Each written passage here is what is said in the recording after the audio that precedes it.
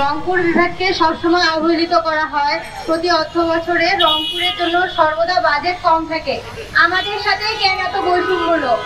আমরা বৈষম্য বিরোধী আন্দোলন করেছি বৈষম্য শেষ করার জন্য, কিন্তু আমাদের বিভাগের সাথে সবসময় কেন এমন হয়? আমাদের বিভাগে কোনো বাজেট দেয় না, একদম নিম্নমানের একটা বাজেট থাকে। আমাদের বিভাগে প্রতি বছর এত বন্যা হয়, কিন্তু কখনো দেখিনি বন্যার জন্য সেভাবে উপযুক্ত কোনো পদক্ষেপ নিতে। আমরা চাই আমাদের বিভাগের জন্য, এখন যেহেতু দেশ স্বাধীন হয়েছে, আমাদের বিভাগের জন্য সরকার পদক্ষেপ নিক সব দিক দিয়ে। আমাদের রংপুর শহর বা রংপুর বিভাগীয় যে অঞ্চলগুলো আছে তারা সবসময় নিষ্পেষিত, অবহেলিত। সেই নুরুল দিনের থেকে বর্তমান হালের আমরা সবাই জানি যে আমাদের বৈষম্যবিরোধী ছাত্র আন্দোলনেও আমাদের রংপুর বিভাগীয় অঞ্চল থেকে কিন্তু প্রথম শহীদ আমরা হয়েছি। এবং বাংলাদেশের বন্যার কারণে প্রতি বছর আমাদের এলাকার ফসল নষ্ট হয়ে যায়, মানুষ তাদের ঘর বাড়ি হারায়, তাদের ভিটা বাড়ি হারায়। এই যে বৈষম্য, এই বৈষম্যের অবসান হওয়া উচিত।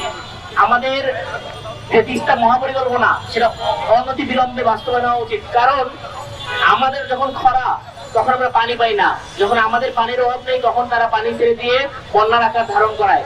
আমাদের এই যে বাংলাদেশের সবচেয়ে অবহেলিত যে বঙ্গটা সেটা হচ্ছে আমাদের উত্তরবঙ্গ। উত্তরবঙ্গের যে জেলাগুলো আছে তারা প্রতি বছর পানিতে ডোবে, কিন্তু সরকার কোনো পরিকল্পনা গ্রহণ করে না। আমাদের এই অন্তর্বর্তীকালীন সরকারের প্রতি আমাদের উত্তরবঙ্গের মানুষের পক্ষ থেকে আমি এবং আমাদের সাথে যারা আছি আমরা সবাই অনুরোধ জানাচ্ছি, খুবই শীঘ্রই একটা পরিকল্পনা বাস্তবায়ন করুক, যেন আমাদের রংপুর অঞ্চলের মানুষ তারা ভবিষ্যতে আর কখনো বন্যার পানিতে না ডোবে এবং তারা যেন দিনের যে ঘুমটুকু শান্তিতে ঘুমাতে পারে। তাদের যেন এই টেনশন নিয়ে ঘুমাইতে না হয় যে সকালে তারা দেশে ফিরবে নাকি ঘুম থেকে উঠে দেখবে তারা পানির তলায় ডুবে মরে আছে। আমরা চাই বাংলাদেশের মানুষ সবাই সাথে থাকুক, বিশেষ করে আমাদের অবহেলিত উত্তরবঙ্গের মানুষ। আমাদের সাথে আপনারা থাকবেন এবং আমাদের এই বন্যা পীড়িত মানুষের সেবায় আপনারা সবাই এগিয়ে আসবেন।